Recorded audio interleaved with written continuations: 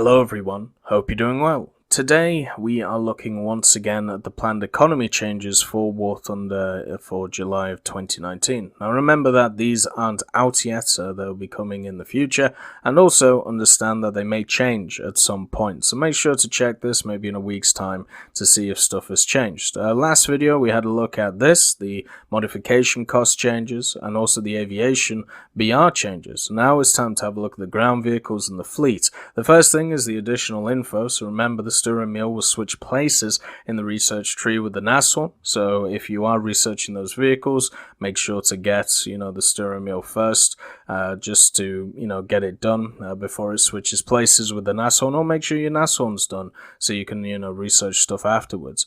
It looks like what is being focused on with these BR changes is mainly tank destroyers, and they're mainly decreasing, and I think this is a good change. The lack of a turret on the majority of tank destroyers really hinders them in the game, especially if they don't have good traverse, and also they don't have very good armor. So stuff like the Su-85 going down to 4.3 I think is going to make it incredibly good at its BR, but also it's still going to have limiting factors.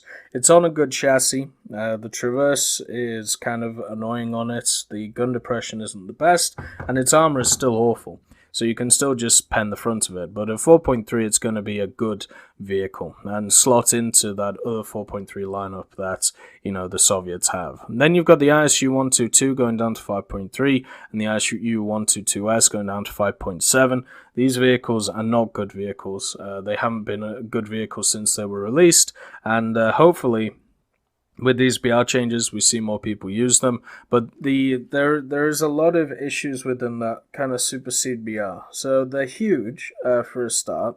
So you're able to pen them in a lot of areas, even if you went down to like 3.0 BR.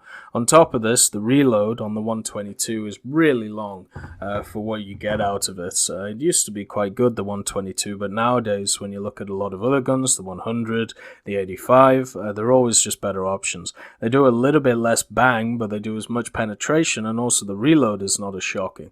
So the ISU-122s never had really a place in the game. So seeing them reduced in BR is good. Will it make a difference? Probably not. The Tiger H1 is also getting reduced to 5.3. This is kind of a surprise.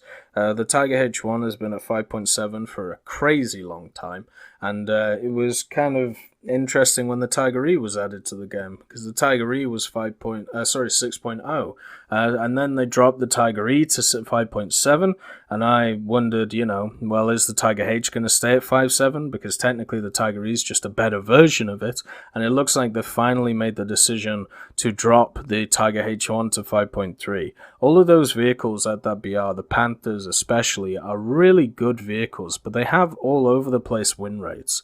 Like, there doesn't seem to be a consistent 5.7 lineup for the Germans which works, and a lot of people have said it's because they get uptied a lot in 6.7s, and yes, Panthers do struggle against stuff like T-34s and T-29s, but still, you should have Tiger 2Hs which try and help you with that. The main thing is that this is getting dropped to 5.3, so it gets out of that 6.7 bracket, meaning that it can now run a pretty decent 5.3 lineup. You can throw in the Nashorn, you can throw in the Sturmmehl, you can throw in the Jagdpanzers, or maybe even the Dicker Max, which is also a fun vehicle. So overall, getting it decreased in BR just gets it out of that 6.7 hole, so I think you'll see a lot more of them. The Jagdpanzer 38T is also being decreased. The Jagdpanzer, the Hetzer, which is what we're talking about, being decreased to 4.3.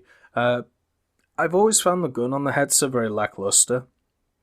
I felt like in order to, kill enemies, it's always taken a hell of a lot of time for me to kill enemies. And also, if you ever get uptied, I mean, it's kind of just the life of a tank destroyer, but if you get uptied, you have a lot of issues. And at 4.7, you get uptied a lot into 5.7.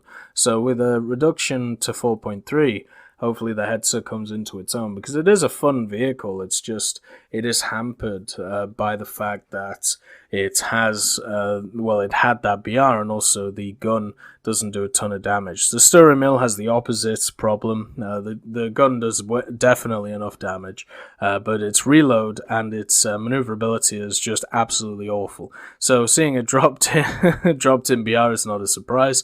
I've actually used it in arcade to great effect, just because its maneuverability issues aren't that bad, and because you don't really have to aim, you just kind of shoot at targets and and hit them and kill them because of the crazy penning round on it. But in realistic, it does still struggle even fully upgraded. It's just not fast enough. The only thing you can really do is you can hill peek well because of its gun depression, but running it alongside the Tiger H1 at least will be kind of fun. The Jagdtiger, so the big Jagdtiger, is being moved down to 6.7. So it's another German vehicle that is at 6.7. I feel like everything is at 6.7 now for the Germans. The Jagdpanzer 4.5, the Tiger 2H, the Tiger 2-105, the Panther 2. Now the Jagdtiger, I believe the Ferdinand is set at 6.3, the Jagdpanther is 6.3, the RU-251, the Tiger 2 SLA, they're both 6.7. So this adds to a lineage of a lot of 6.7s, and I think it was the first one that was justified. The Panther 2 should still be at 7.0, I don't know why it was dropped, and the Tiger 2-105 we can argue about, but this, the Jagdtiger, the fact is, when it first came to the game, it was a monstrosity. It was very good, and the reason is because it only faced Soviet vehicles, and what Soviet vehicles lacked at the time was heat, and they also lacked good penetration. So you pretty much had to aim for the machine gun ports, or just not pen the front. And then across the map, you would hear this good dunk when it fired, and it would just annihilate something. It would obliterate it with its round. So it had that one-shot ability. It had that ability to be able to take something out and then 20 seconds take out something later, and then at the same time have the ability to not really be killed because of its frontal armor. Nowadays, people know to breach it. People know to shoot its barrel. People also have access to many rounds which penetrate it. I'm thinking about, the British, which can just go through the front plate. Also, Heat FS exists, especially around 7.0 when you have stuff like the M46 and a lot of other vehicles at that BR. Even the Jagdpanzer 4.5 has heat at the BR. Also does the RU-251. So the Jagdtiger definitely took a hit massively because of power creep in the game. And that's just, kind of a fact of life for these vehicles. The Tiger 2-105 is kind of the same. So the Jagdtiger being dropped in BR is a very positive change for it. I hope this makes a big difference for it. Still, when it gets up-tiered, it's going to struggle. But imagine a Jagdtiger in a 5-7 match. That's what I'm looking at right now. And I'm thinking, yeah, that's going to be fun. So it's going to be situational, kind of like how the mouse is very situational. But it's going to be fun in those situations. And it won't be overpowered because its reload speed still hinders it. And also its side armor isn't great. So you can just go around it. Or just, avoid it until it fires and then knock out its barrel and then bum rush it. The M26A1's going down to 6.3. Hallelujah, praise the Lord. The M26A1 was a horrific modification run when it came to the Italians. When I hit that wall of like the the M26A1 and also the M36 that the Italians have, oh boy, was it horrific. But then, I got to the light vehicles and then I got to stuff like the Centauro, and it was a hell of a lot more fun. But the combo of that M26 and the M36 are really bad in War Thunder. So it's nice to see that it's getting dropped. The extra 10 millimeters of penetration that its gun got was no way. Should have never changed its BR to 6.7 from 6.3, where the normal M26 is. Hopefully this is a positive change for it, and we see it being a little bit more effective. I would still advocate for dropping it to 6.0, but I would advocate for dropping all of the Pershings to 6.0. The 105-25 M43 in its premium version are getting dropped to 3.0 BR, so they're seen as worse than the Leoncello now. Or I should say the P40, and I would agree. The 105 is good at one thing, and that's donking people. It's also got it's got pretty good gun depression on it, but the main issues that it has is lack of armor, lack of turret, lack of maneuverability. So seeing them drop alongside all of the Semaventes when they were dropped before, not a surprise at all.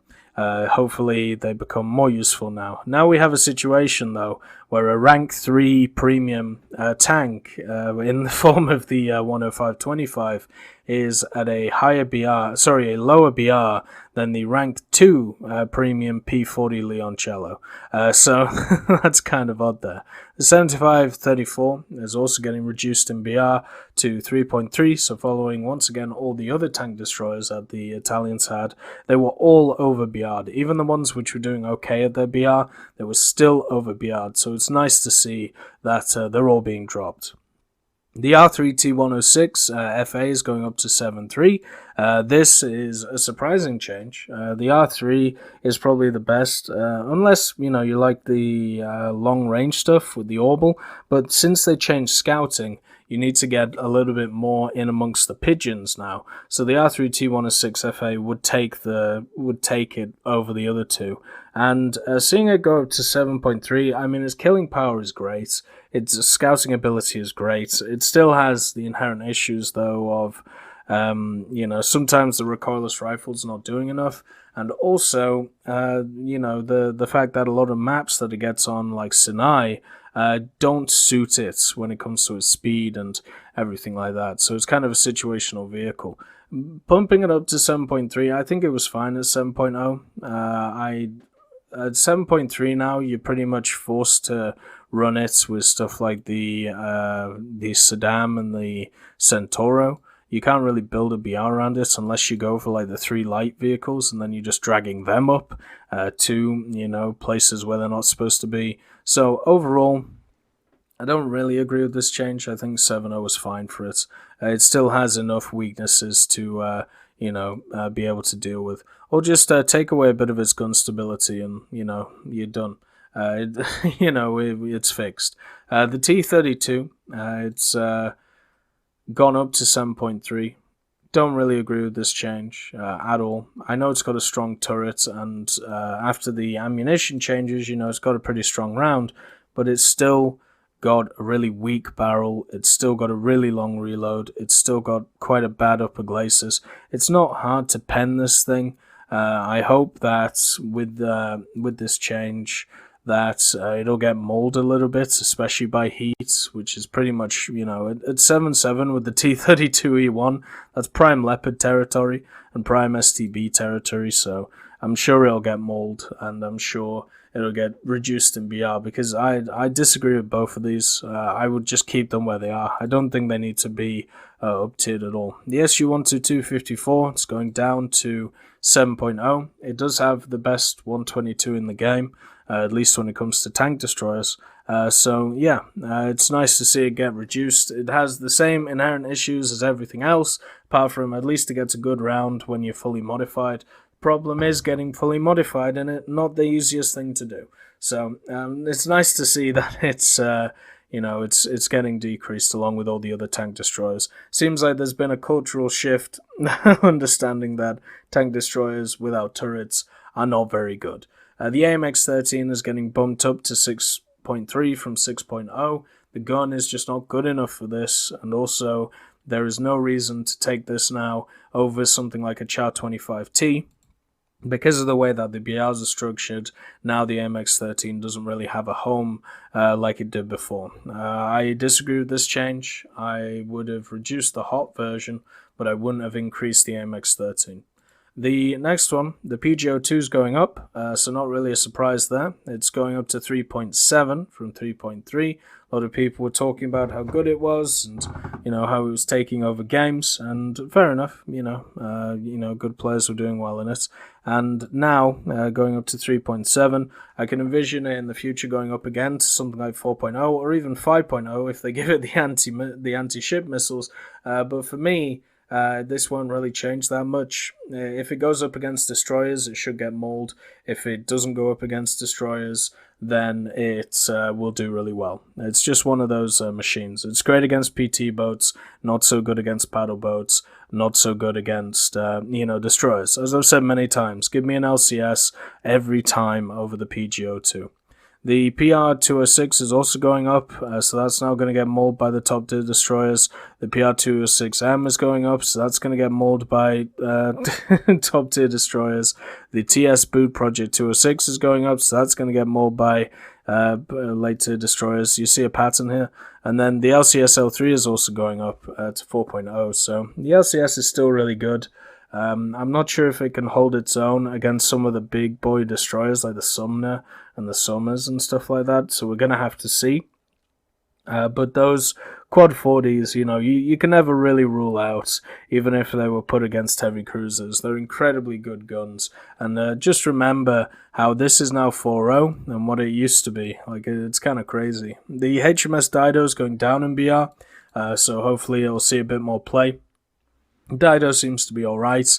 It doesn't seem to have the firepower of other machines though. And with the introduction of the HMS Tiger, it's kind of hard to, you know, really look at any other British heavy light cruiser with any interest, apart from maybe the Southampton. The BMO is also going up. That gun on the front of it is very deadly, the 45 or the 37. I think it's a 45. So not a surprise that that's going up. Pretty much if you took that gun off, it would be useless. But yeah, that gun on the front makes it 2.3. The 165 footer is going down. That's completely fine in my opinion. Doesn't really have a ton of firepower, just a lot of survivability. And the Isles class is going down as well. So the big chungus, you know, the big Isle class for the British. Not surprised it's going down. It also struggles with lack of firepower and really good survivability though. But after 5 minutes, just like you'll find with the 165 footer, you'll just get bombed and you'll die. So you're great for that first 5 minutes. You know, you can hold a corner, you can maybe get some nice shots off, and then bomb. And that's the issue with the 165 and the Isle class. So seeing them go down isn't a surprise. I'm kind of worried about these battle boats going up against destroyers of high caliber. I feel like they're just going to get mauled. So we're going to have to see when it comes to it how these are affected. Overall, positive changes, apart from, in my opinion, the T32 and the T32E1 and the MX13. Everything else looks pretty good. I would still reduce the M26 more, but I'm sure we'll see that with more time, especially with the other M26s. And the Su-85, that is a ballsy change. I'll just say that. The Su-85, even though it is a tank destroyer, is one of the better ones that, you know, there is. So seeing it at 4.3, it really slots into that nice Soviet lineup. The fleet ones, I pretty much agree with. We're going to have to see how well the PGO2 does at 3.7, if people are able to do with it, or if it gets matched up with destroyers more. If it gets matched up with destroyers more, then the hype around it, I'm sure, will be, reduced. Anyway, I hope you all have a wonderful day, and I'll see you next time. I'd just like to thank B. Young, Blackie, Daniel Stanton, John Reinman, Leonard Rudnick, Martinez, Matati, Moxie, Nick Graham, Alobralo, Super Cacti, Elove Goats, and Seductive Trashcan for supporting the channel.